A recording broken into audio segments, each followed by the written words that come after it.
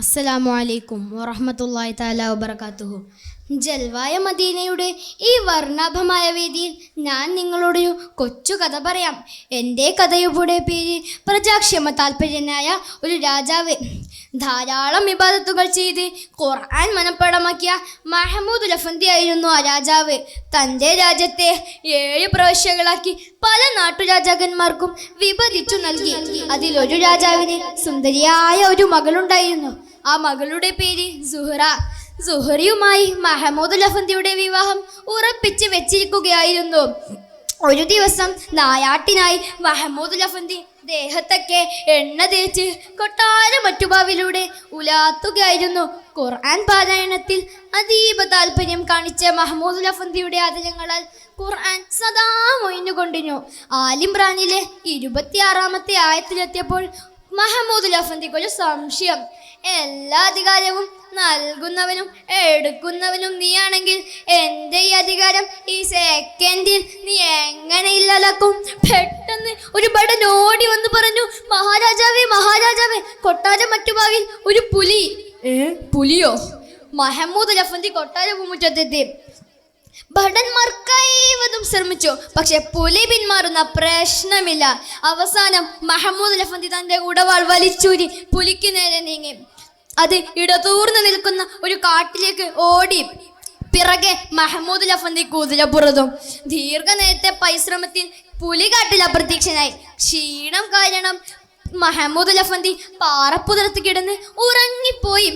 ഇതേ സമയം നമ്മുടെ സുഹറയുടെ കൊട്ടാരത്തിലൊരു കളവ് നടന്നു. സുഹറയുടെ വിവാഹാഭരണങ്ങളെല്ലാം ഒരു കള്ളൻ മോഷ്ടിച്ചു. ഇതറിഞ്ഞ രാജാവ് കോപിതനായി. ആളെവിടെ? 3 ദിവസത്തിനകം കള്ളനെ നമുക്ക് മുമ്പിൽ ഹാജരാക്കുവിൻ. ഭടന്മാർ നാടാകെ തിരഞ്ഞു, പക്ഷെ കള്ളനെ കിട്ടിയില്ല. അവർ തല പോകുമെന്ന് ഭയന്ന് അവർ കാട്ടിലേക്ക് കാടുകയറി. പോകും വഴി ഒരു സാധനം നിലത്ത് കിടക്കുന്നതായി അവർ കണ്ടു. ഒന്നുകൂടി ശ്രദ്ധിച്ചു നോക്കി. ദേഹത്തൊക്കെ എണ്ണ പുരട്ടി പാറപ്പുറത്ത് കിടന്ന് സുഖമായി ഒരാൾ ഉറങ്ങുന്നു. കള്ളനാണെന്ന് കരുതി അദ്ദേഹത്തെ പിടിച്ചു കെട്ടി കൊട്ടാരത്തിലെത്തിച്ചു. ആരും അറിയാതെ വിചാരണ ചെയ്തു. 2 കൈകളും വെട്ടിമാറ്റി. വേദന കൊണ്ട് മധുരമൂറും സ്വരത്തിൽ തടവറയിൽ നിന്ന് ഖുർആൻ പാരായണം ചെയ്യുകയായിരുന്നു മഹമൂദ് ലഫന്തി.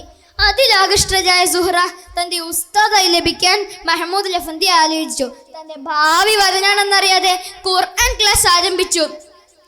ഒരു ദിവസം ആലിംറാനിലെ 26-ാമത്തെ ആയത്തിലെത്തിയപ്പോൾ പെട്ടെന്ന് ഉസ്താദ് ബോധരഹിതനായി. ഇത് മഹമൂദ് ലഫന്തിയാണെന്ന് മനസ്സിലായ സുഹറ ഒരു ഭ്രാന്തിയെ പോലെ അഭിനയിച്ചു. ഒപ്പം കള്ളനെ ഭർത്താവായി ലഭിക്കാൻ വാശി പിടിക്കുകയും ചെയ്തു. ഭ്രാന്തിയായ തൻ്റെ മകളുടെ വിവാഹ ജീവിതമോർത്ത് അതിന് രാജാവ് സമ്മതിച്ചു. അന്ന് രാത്രി താൻ ചെയ്ത പാപത്തിന്റെ വണ്ണമോർത്ത് മഹമൂദ് ലഫന്തി മനമൊരുകി പശ്ചാത്തപിക്കുകയായിരുന്നു. അതെ, അന്ന് രാത്രി മഹമൂദ് ലഫന്തി ഉറങ്ങുമ്പോൾ അതാ മുത്തുനബി കിനാവിൽ വരുന്നു. മുത്തുനബിയോട് തൻ്റെ വിഷമങ്ങളെല്ലാം പറഞ്ഞു. മുത്തുനബി സല്ലല്ലാഹു അലൈഹി വസല്ലമ മഹമൂദ് ലഫന്തിയുടെ 2 കൈകളും നീട്ടുവാനായി ആവശ്യപ്പെട്ടു. മഹാത്ഭുതം! തിരുനബിയുടെ തിരുസ്പർശനമേറ്റതും കൈകൾ 2 പഴയ സ്ഥിതിയിലായി. ഇത് ഒരാളിൽ നിന്ന് മറ്റൊരാളിലേക്ക്. ഇങ്ങനെ കൊട്ടാരം ഈ വാർത്ത പടർന്നു. ഇത് മഹമൂദ് ലഫന്തിയാണെന്ന് മനസ്സിലായ രാജാവ് അദ്ദേഹത്തിന്റെ കാൽക്കൽ വീണു മാപ്പ് പറയുകയും ചെയ്തു. രാജൻ, അങ്ങ് എന്നോടല്ലേ തെറ്റ് ചെയ്തത്? അതും അറിയാതെ ഞാൻ എൻ്റെ രക്ഷിതാവായ അല്ലാഹു തആലയോടാണ് തെറ്റ് ചെയ്തത്.